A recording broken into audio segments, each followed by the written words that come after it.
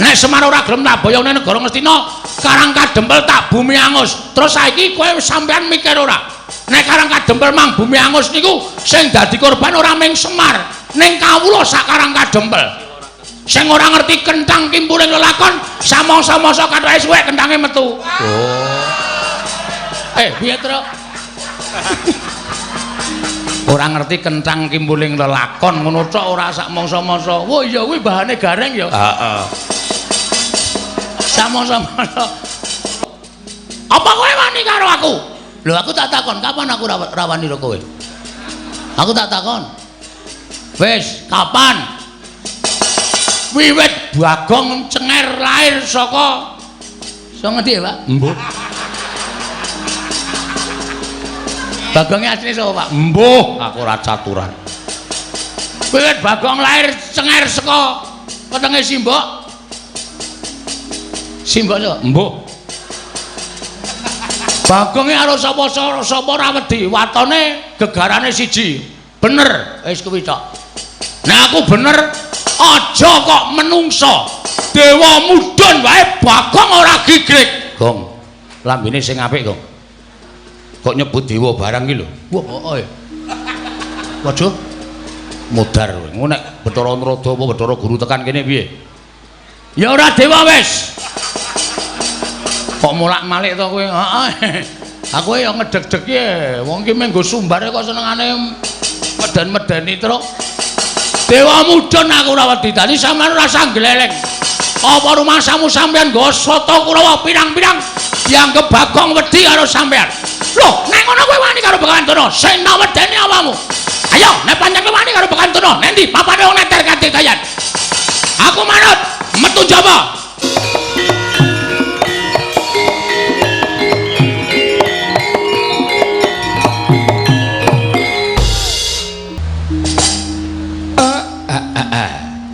Blegegek ugek sadulita mel.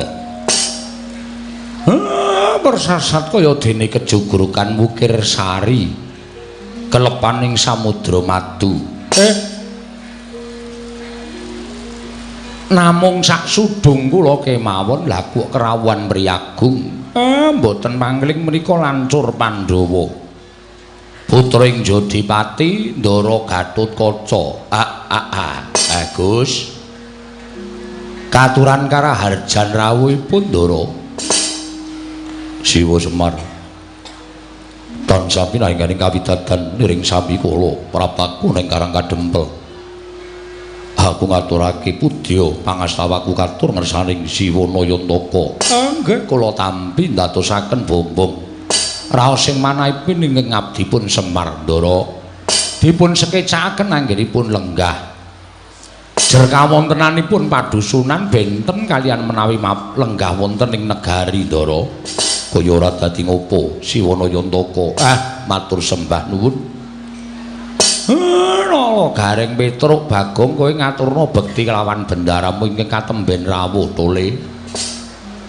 Ngestakaken dawuh, Pak. Ndara Gatotkaca kula ngaturaken sembah pangabekti kula kunjuk Ndara. Yo Nala Garing tak tumpuk. Ora liwat pangestuku tampanana. Nun inggih sangat anggen kawula ndadosaken jimat paripih. Dipun sekecakaken anggenipun lenggah. Yo Garing kaya wis ora kurang prayoga. Kula ngaturaken sembah pangabekti kula kunjuk Ndara. Panakawan Petruk tak tumpuk pangestuku tampanana. Nun inggih dipun sekecakaken lenggahipun nggih Den. Iya Petruk kaya wis ora kurang prayoga. Kula ngaturaken sembah pangabekti kula kunjuk Ndara. Panakawan Bagong tak tumpuk. Dipun sekecakaken anggenipun lenggah. Ya Bagong kaya wis ora kurang prayoga. Nun inggih sampun boten kirang prayogi anggenipun dipun lenggahaken wonten ing dalemipun Bapak mriki. Iya Bagong kaya wis ora kurang penak. Janur gunung kadingaren teka ndika Ndara rawuh wonten ing Karang Kadempel. Menapa dipun utus sepunden Pandhawa? Upami Semar menika nandhang kalepatan dosa menapa ing badhe kula sandhang kula mboten badhe selak. Nanging menawi badhe nampi bebingah lajeng lelabetan menapa ingkang sampun kula lampahi. Gus, monggo kula aturi paring pangandikan. Ingkang abdipun Semar nedya nganglungaken jangga nelingaken Karnandara. Siwa Semar. Panjen kepara nyata sowanku ngersaning Siwanayantaka dudu pribadining Gatotkaca. Nanging dapur diutus dening para punden Pandhawa. Wigatosipun nanjihake lawan Siwanayantaka. Usana sak candra Siwa Semar ora caket kelawan negara Ngamarta lan ora katon suwanu ning negara Ngamarta. Apa panjen Siwanayantaka merengkang kelawan pranatan Praja Ngamarta? Apa panjen Siwa Semar darbe panjaluk? Apa pancen Siwanayantaka duwe gegayuhan kabeh mau dingendikake dening Kanjeng Prabu Darmakusuma lan Gatotkaca didhawuhi supaya ngaturake kelawan Siwa Semar. Upama salah sewiji mau pancen ana ingkang ginebeng ana ing penggaling Siwanayantaka, mula enggal tak aturi paring dawuh mengko aku bakal matur ngersaning Kanjeng Prabu Darmakusuma. Siwa Semar, Siwa Badranaya, Hendra ingkang muswita rum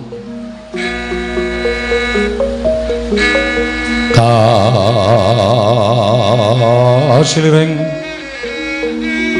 samirana mrih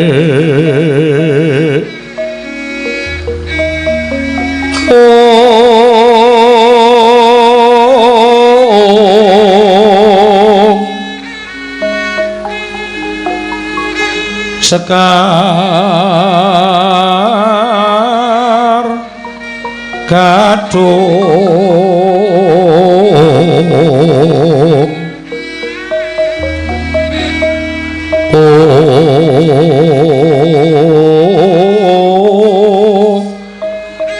ngas kandanya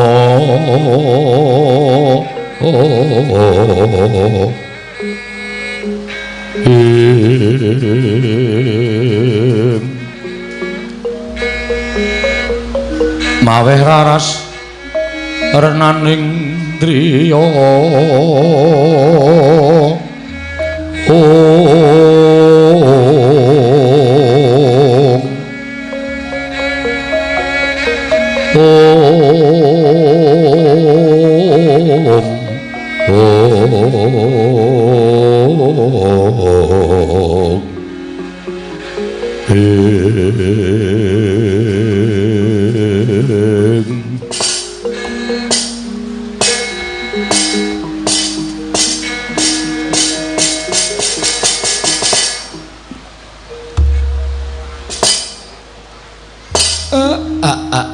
blegek kekugek sadulita mel matur nuwun nggih Den. Dene mboten kanyana-nyana wontenipun Semar sawetawis wekdal caket kalawan negara Ngamarta menika ndadosaken kawigatosanipun Sinuwun Prabu Punta sakadang dumunten wonten pandangan lumantar ndara kula Gatotkaca. Semar kok sampun pinten-pinten candra menika mboten sowan. Kula nyuwun pangapunten. Wonten ingkang kedah panjenengan mangertosi bilih Semar menika merdika. Tegesipun kula menika urip mboten kewengku dening sinten kemawon. Nanging menapa ta sababipun kula tansah caket wonten negari Ngamarta? Merga kula niku seneng kali pambegane wong atuwa sampeyan Pandhawa. Donya pun kaya ngeten kahanane.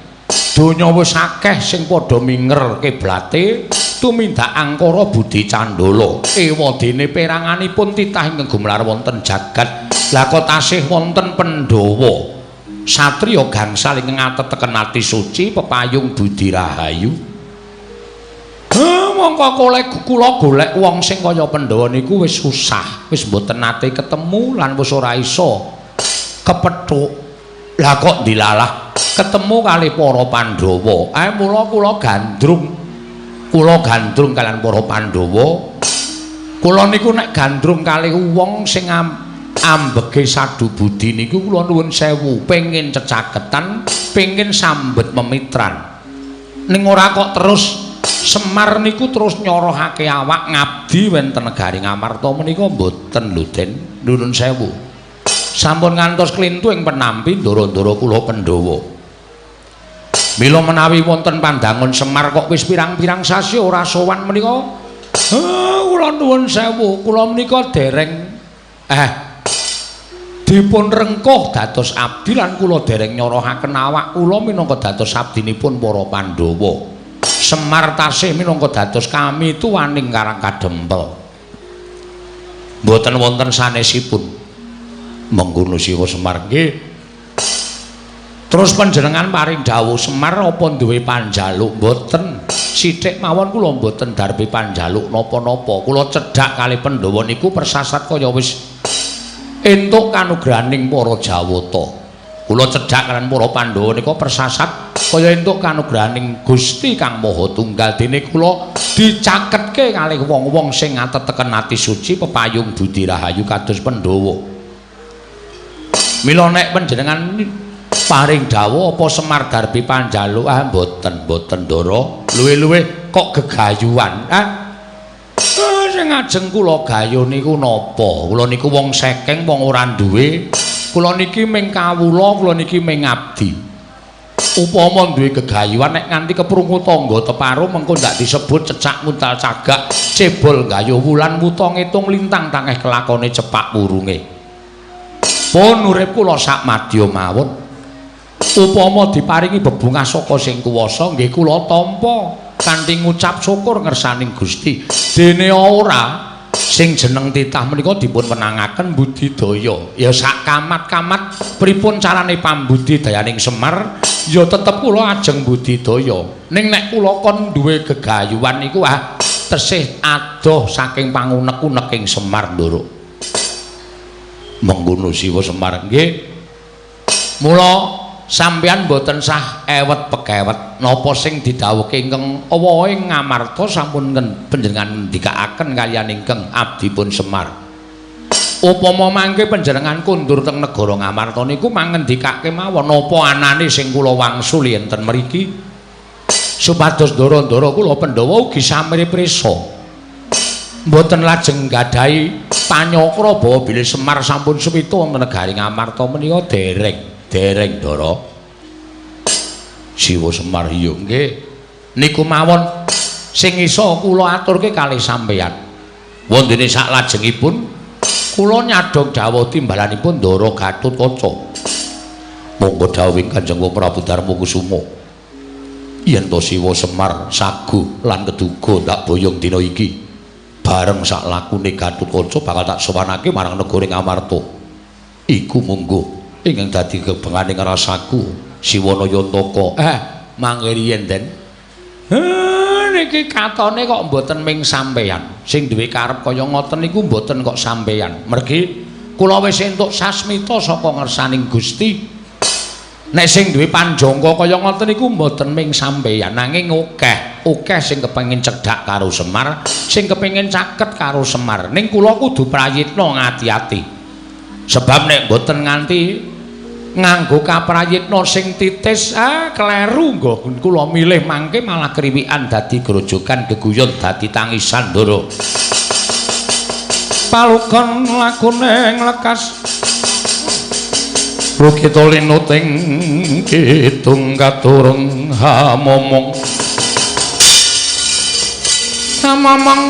mangun manah ayu ana tanda kolong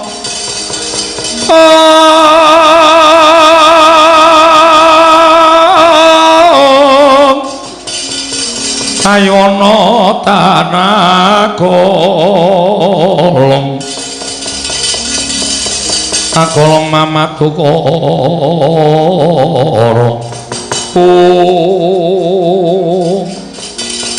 sebebiar kataliko nangka semanten manter pangandikanipun iki Lurah Nayantaka tinambi Raden Gatotkaca miwah sanggya para kawula ing Karang Kadempel ingkang samya midhangetaken sabdaning iki Lurah Nayantaka dadak sakuling mangke geger njaba apa to kang dadi darunane ora ana mancan ora dudut saka wanti lan kejawi namung wonten satunggiling wanara ingkang kusika seta minggah madaning pendhaping padukuhan Daduraken cingak kang samya mulat ngrepepeh pindha sata metarangan lampahing Sang Wanara. Titiyane gandha yane trisanya. Trisanya purnama sasi.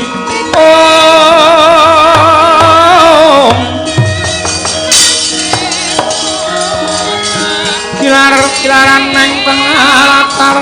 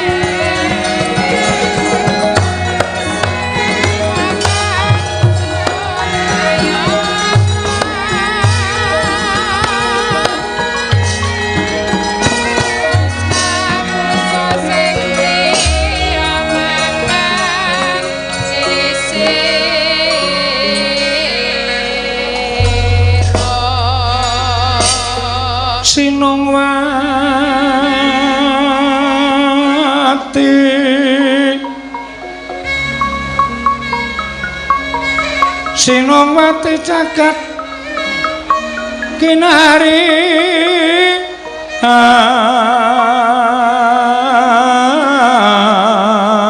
among mbak lumembak ombak ing samudra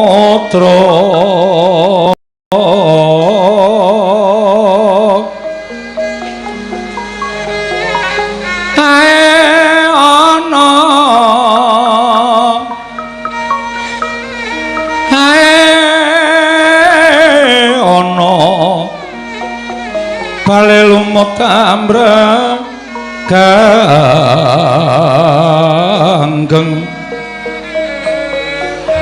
awita denceng-dencengan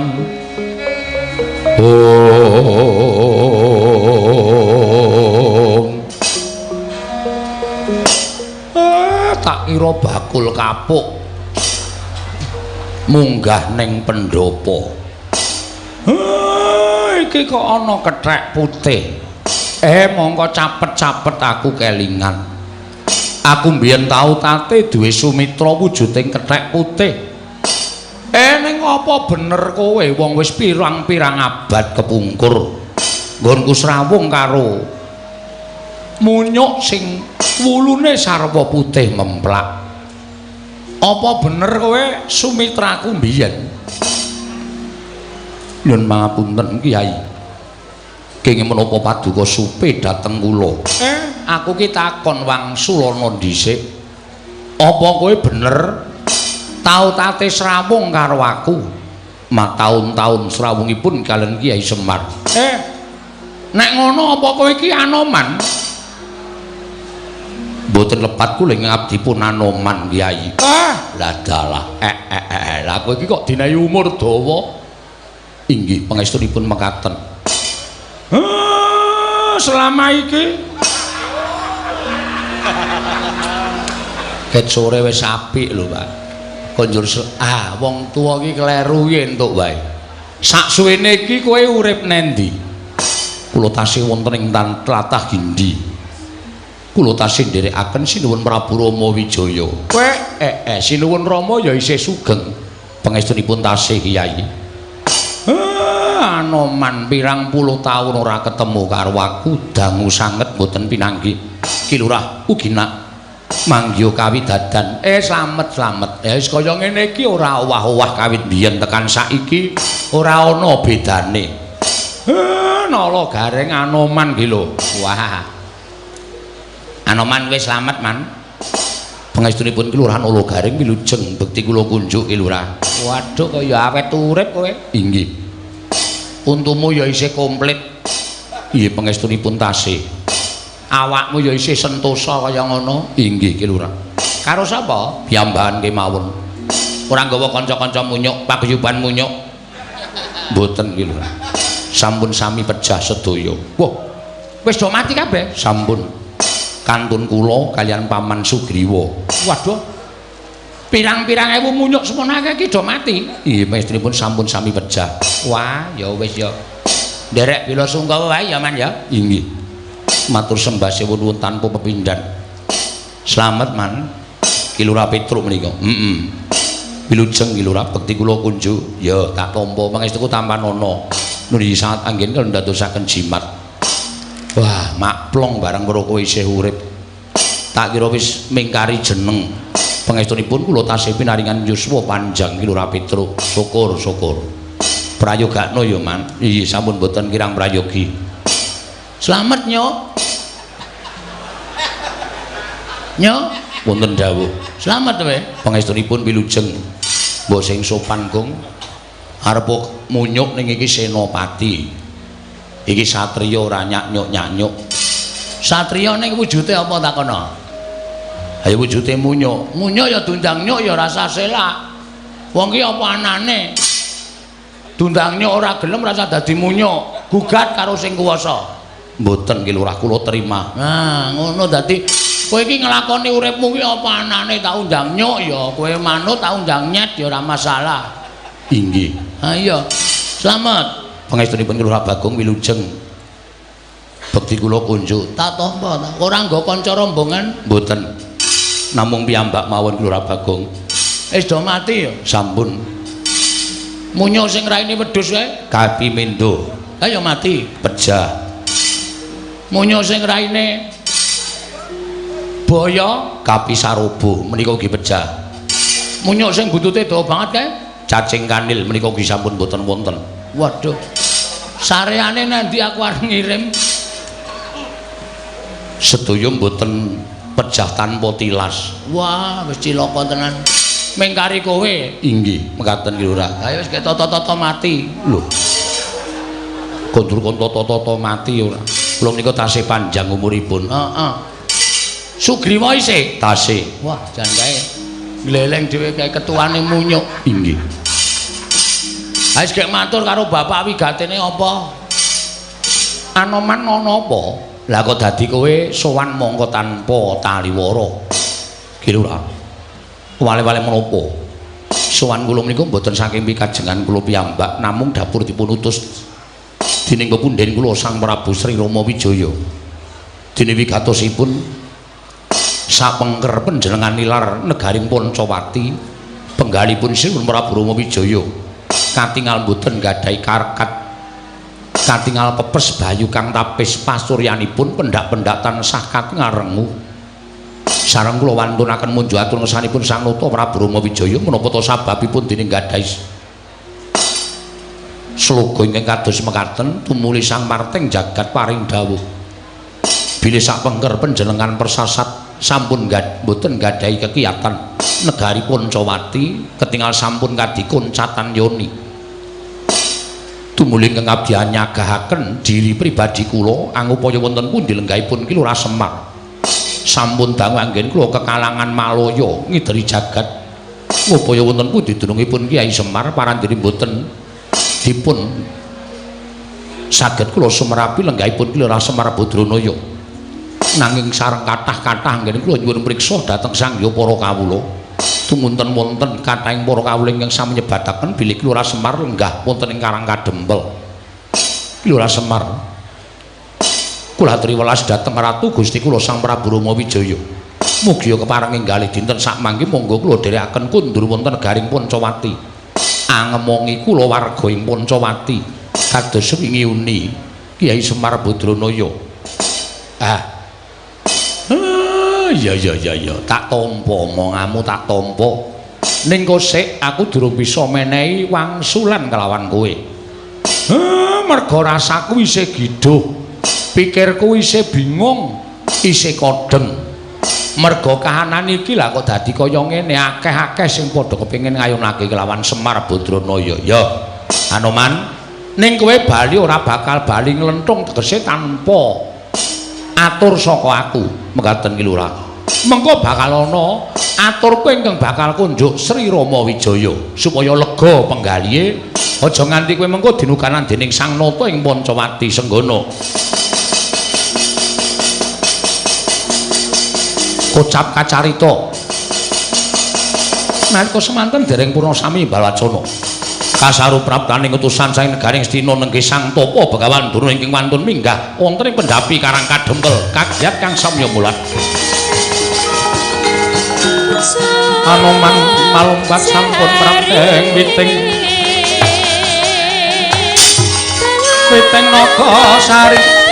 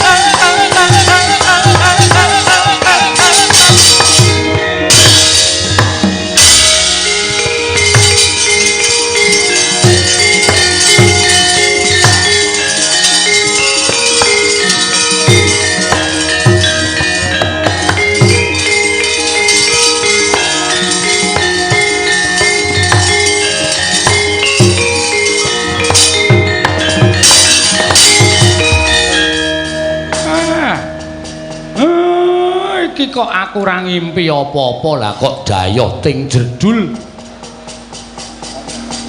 lagi wae Anoman durung rampung nggonku nampa ature Senggana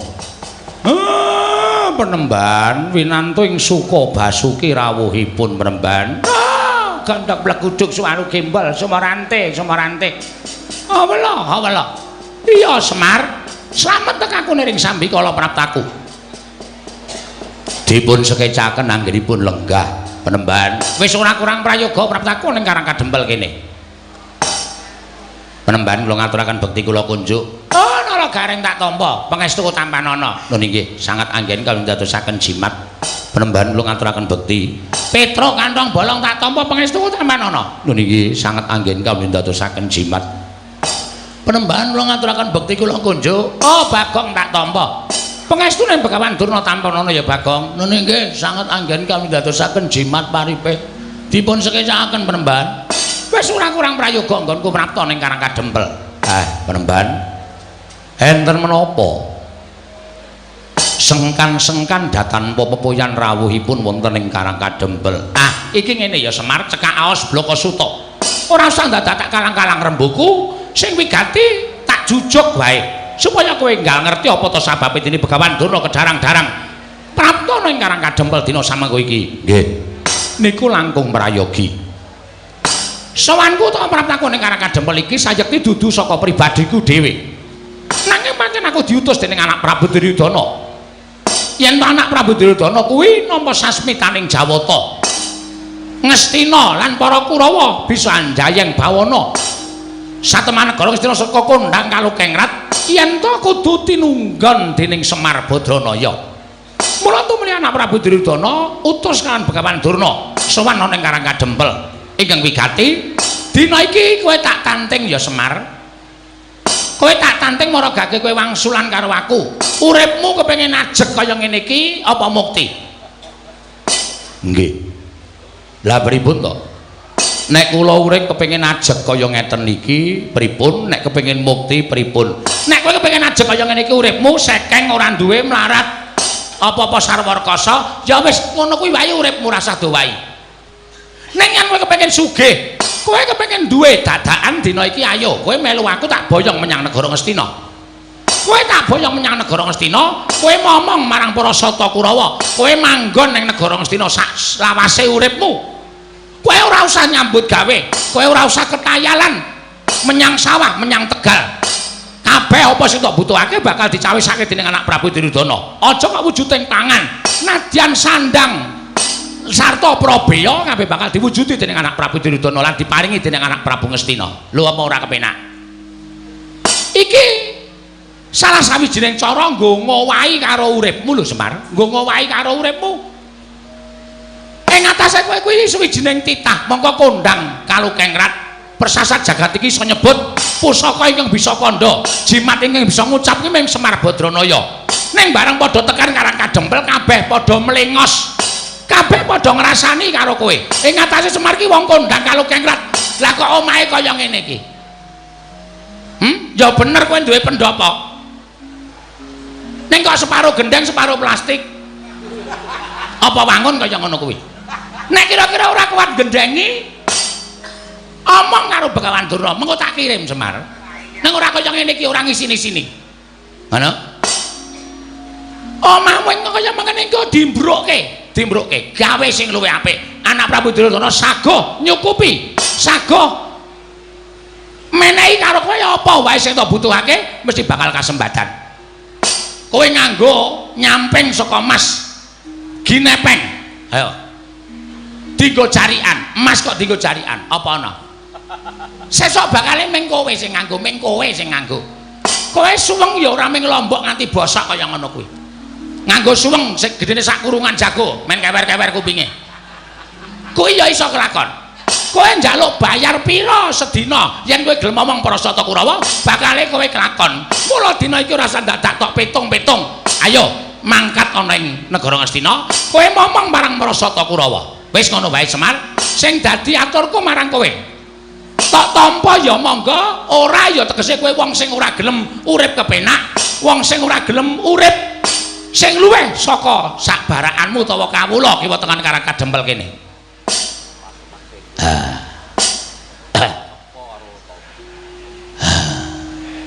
Ayo Mir mangkat ya Mir ya. Bagong kok mangkat piye to?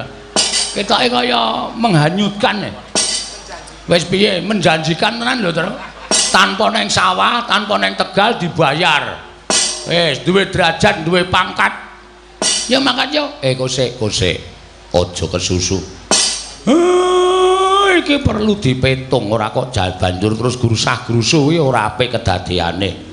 Harus tak pikir apa meneh. Wong kowe iki ya urip rekoso tenan ning kene. Melu Kurawa malah merdeka wis. Kowe nang omah meng kari ungkang-ungkang tenguk lenggan jengkul apa to? Ora ngerti kata-katane. Sila tumpang kendangan jengkul. Apa muni? Ya muni wae. plak-plek. Aku nek plak-plek iki ora kendangan dengkul. Kendangan apa? Sila tumpang kendangan dengkul. Ngkari kepenak ora usah mikir wis yo menyang yo. Kusik togong ora kesusu. Bapak iki arep kaya ngene iki sarwa petungan. Nek aku gelem mongko aku momong marang wong kang ambek angkara budi candala. Kuwi mengko aku bakal kelepetan dosa. Mergo sak apik-apike wong kuwi nek campur wong dosa bakal kelepetan dosa. Sak ala-alaning wong ki yen campur wong apik mesti ketularan becike. Kuwi tumrap aku ngono. Lah nek aku momong Kurawa iki mengko apa ora aku kebak dosa. Oh ngene Semar, kowe engko yen wis tekan negara Ngastina, engko para sata Kurawa kuwi wis padha sarujuk bakal insap. Bakal padha eling. Ora bakal padha tumindakan karo Budi Candala. Waton kowe gelem tekan negara Ngastina. Wis padha janji karo aku. Kurawa 100 cacahe klebu anak Prabu Duryudana. Mengko yen pancen wis kelakon Semar gelem ngomong marang para sata Kurawa, bakal padha eling Purwodaksina ora nerusake ngene tumindakan karo Budi Candala. Ngono kuwi ature marang Begawan Durna.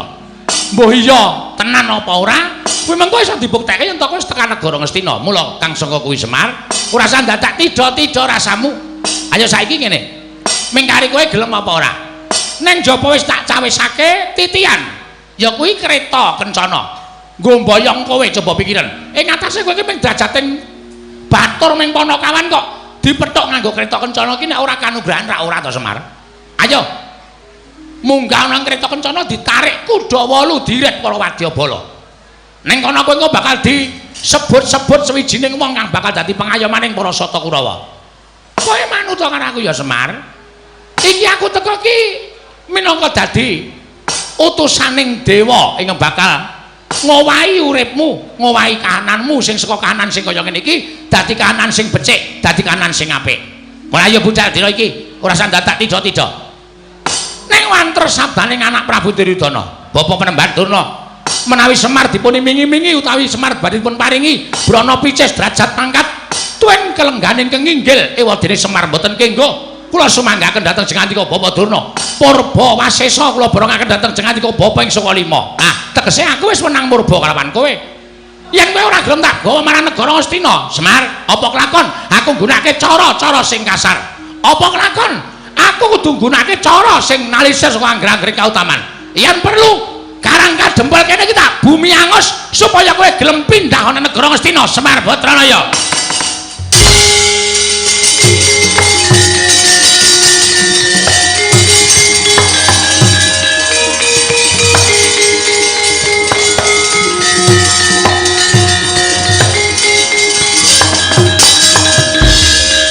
Gunjang kancing langit kelap-kelap katon lir kincang ing aris Risang mawe kandrung sabaran katulu Bagong kowe arep ngopo? Kowe mau rak wis mathuk melu Begawan Durna. Kowe aja nesu, kowe melu Durna kono nek Semar ora arep tekan ngendi-endi. Sik, Pak.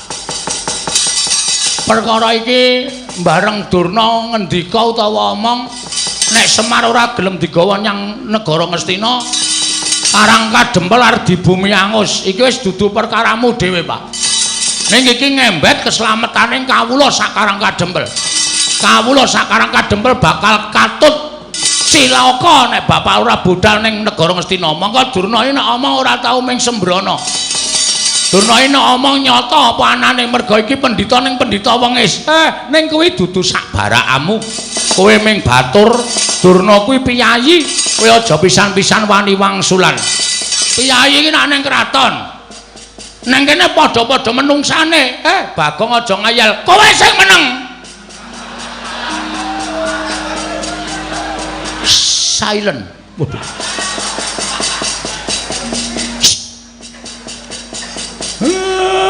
Aku ki bapakmu, aku ki anakmu. Lah iya manuta karo anak. Aja ngeyel. Iki tak rampungane. Kowe ora ana perkara karo kowe. Nek mung ngrasani sampean tok ora masalah, ora ana perkara karo sampean. Ning iki ngrasani Karang Kadempel Pak. saploke aku dilantik dadi linmas Karang Kadempel ki. Aku ora trima nek ana wong ngrasani rusaking Karang Kadempel. Sakaremu nek kowe dikandhani ora nggugu sakaremu. Ala becik bener luput lakonana. Mulane kowe meneng wae. Wong tuwa ngeyel ora. Dusi sisan kowe. Bong antil lho kowe. Wong ora apa-apa arep didusi ora.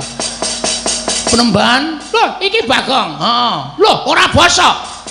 Tak basanono iki ra urung ming dadine padu.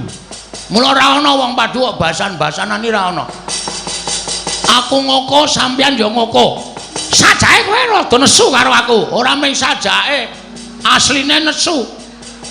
Perkara ndi sing marai kowe nesu? Kowe kok dadak ngrasani omongmu sing terakhir mau muni piye? Nek Semar ora gelem tak boyongne negara Ngastina, Karang Kadempel tak bumi angus. Terus saiki kowe sampeyan mikir ora? Nek Karang Kadempel mang bumi angus niku sing dadi korban ora ming Semar, ning kawula sak Karang Kadempel. Sing ora ngerti kenthang kimpuling lelakon, samangsa-mangsa kathoke suwek kenthange metu. Piye, Truk? Ora ngerti kenthang kimpuling lelakon ngono tok ora sak mangsa-mangsa. Wah iya kuwi bahane gareng ya. Heeh. Samangsa-mangsa ora ngerti kenthang kimpuling lelakon pojok pleret teng kanan kok dadi tok sempyok aradan. Kowe ndek rasa kamanungsan ora ya, Mbah? Duwe rasa kamanungsan ora aku tak takon karo kowe. Sampeyan diutus boyong Semar, wis cukup kuwi wae rembugane, ora usah blender mrono-mrono. Ora usah bereng ngulon ngecan. Rembugan nek Semar gelem diboyong memang boyong ora masalah. Nek Semar ora gelem diboyong wis adile wong takon kuwi diwangsuli, adile wong jilih kuwi disiliki. Nek ora diwangsuli ora disiliki ya wis kudu nrimo. Ora terus ngamuk kaya ngono kuwi. Lho, sejati apa? Sejati ki rokok. Murah kuwi. Sejatine pancen kaya ngene iki niatku. Sapa sing bakal mepalangi karepku ngene bayang-bayang marang Semar Badranaya, mesti bakal tak katut ke dosane. Ha nek ngono aku sing arep katut ke dosane. Lho, nek pancen kowe dadi pepalangi Durna, kowe tak katut ke dosane. Fake. Apa Gong fake? Fake iki apa? Kuwi lho sing dingolesi weteng kuwi lho. Fake iki maksude wis tok. Berarti ki masalahe ora karo Semar, saiki dipindah masalahe karo Bagong. Mergo sampeyan ngendikake sapa sing ngepalangi karepe Durna, tetep dadi mungsuhe Begawan Durna. Aku sing dadi pepalang. Loh. Apa kowe wani karo aku? Lho aku tak takon, kapan aku rawani karo kowe? Aku tak takon. Wis, kapan? Wiwit Bagong Cenger lahir saka ngendi, Pak? Mbuh. Bagongnya asli sapa, Pak? Mbuh, aku ora caturan. Wiwit Bagong lahir Cenger saka wetenge Simbok. Simbok sapa? Mbuh. Bagongnya karo sapa ora wedi, watone gegarane siji. Bener, wis kuwi tok. Nek aku bener, aja kok menungso. Dewa mudhun wae Bagong ora gigrik. Gong, lambene sing apik, Gong. Kok nyebut dewa barang iki lho. Wah, waduh. Modar kowe. Ngono nek Bathara Narada apa Bathara Guru tekan kene piye? Ya ora dewa wis. Kok mulak-malik to kowe? Heeh. Aku ya ngedeg-deg ya. Wong ki menggo sumbare kok senengane medan-medani truk. Dewa mudhun aku ora wedi. Dadi sampeyan ora usah gleleng. Apa rumahsamu sampeyan nggo soto Kurawa pirang-pirang dianggep Bagong wedi karo sampeyan. Loh, nek ngono kowe wani karo Begawan Durna, sing wedeni awamu. Ayo, nek pancen kowe wani karo Begawan Durna, nek ndi papane wong neter kanthi dayan. Aku manut, metu Jawa. Piye? Metu Jawa. Wis tenan yakin metu Jawa? Ora getun. Goa sawat tekrek ndasmu lho. Sore-sore omongane ora. Njaba golek nggon sing jembar.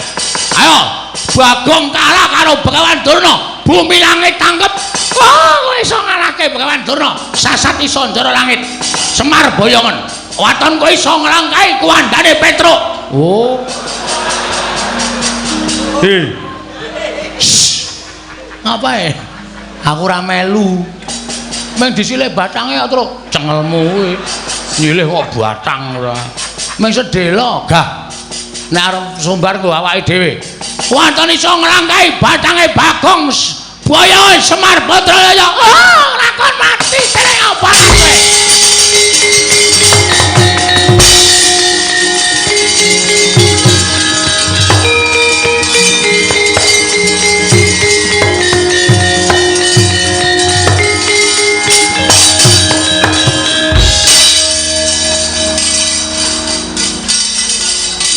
Ngapa Emir? Pak, mbok Pak, Gong.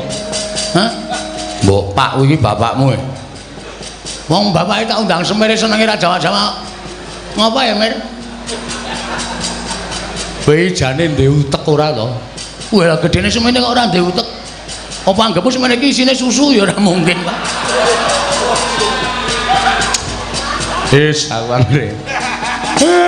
Kowe iki ngerti ora? Durna kae nggawa Kurawa. Ngerti. Aku ngerti kok tok tantang. Aja kendel e. Aku iki catur kendel kok. Aku wis ngerti nek Durna wani langap-langap. Le omongan ki mesti nggawa Kurawa. Ora nggawa Kurawa ora mungkin Durna wani kaya ngono. Lah nek Kurawa ngeroyok Karang Kadempel, lho, tandingi sing arep nandingi. Oh iya, Tru. Emoh. Tru, emoh. Biasane kowe perang lho, Tru. Ora, wis ora arep perang, aku kesel. Gareng kae. Hah? Gareng. Gareng yo awake ora petha kok kon perang. Matane kira. Sikile becik, tangane cekot.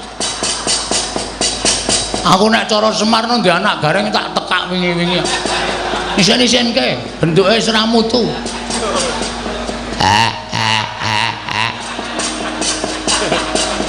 Rasa nangis. Aku arep bali wae, Pak. Aja lehmu nyambut gawe rung rampung kok arep bali. Sapa sing arep nandingi? Waduh. Sapa ya, Pak? Lah, rak tenan to.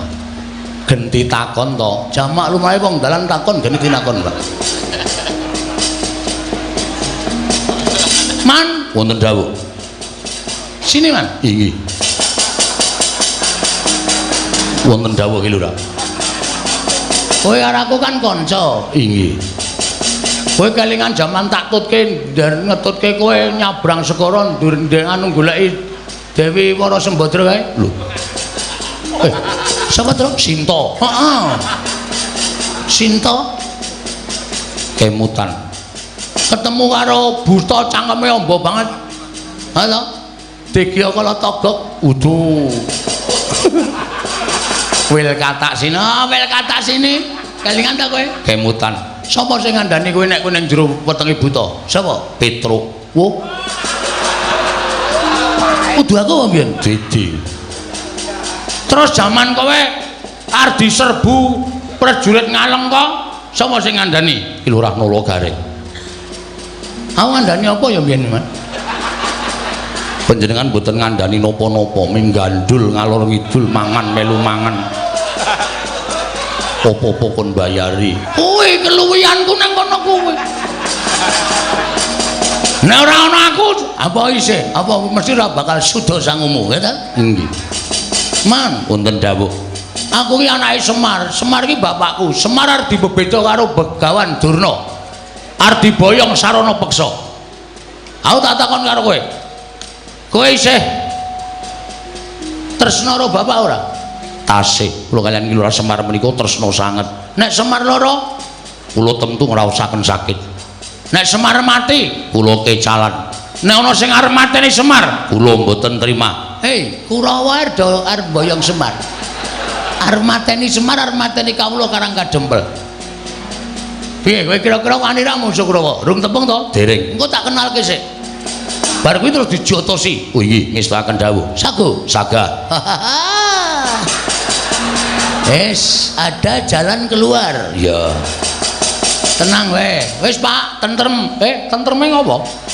Sing arep mungsuh Kurawa Anoman. Senggana mbok ya wis mboten napa-napa ki lho, mboten napa-napa. Kula menika menawi kedah males kesaenanipun kula Semar menika nyawa kula aturaken dereng saged sak traju lan sak bobot. Bila menawi wonten tiyang ingkang badhe damel geger karang kadempel kula ingkang sagah betengi. Ora sah ben Bagong wae nggo pengajaran. Wis ana sing sago kok ora sah. Pak pendem tenan wae. Senani meneh aku. Wah, anggere loro ora tak suntikke kowe yakin nengke wae nganti mbathang gong. Karo wong tuwa kok kaya ngono wae. Mengkel ya. Wis ana jalan keluar kok ora sah. Semari kita sumbang. Matur nuwun ora sah. Terus engko ora urung ngundang aku gong golekno silian. Nah. Mumet aku ki. Iya. Wes kendramu mangan. Nyuwun dipalilahipun Semar Kakang Semar Badranaya. Aku minangka wakiling Semar Badranaya.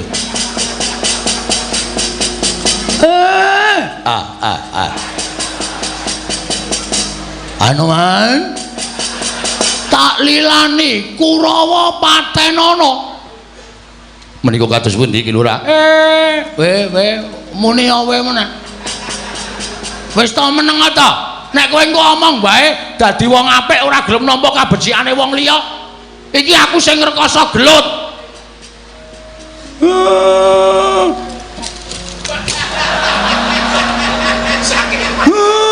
Mangkato Anoman lho nggih wis paken dawuh.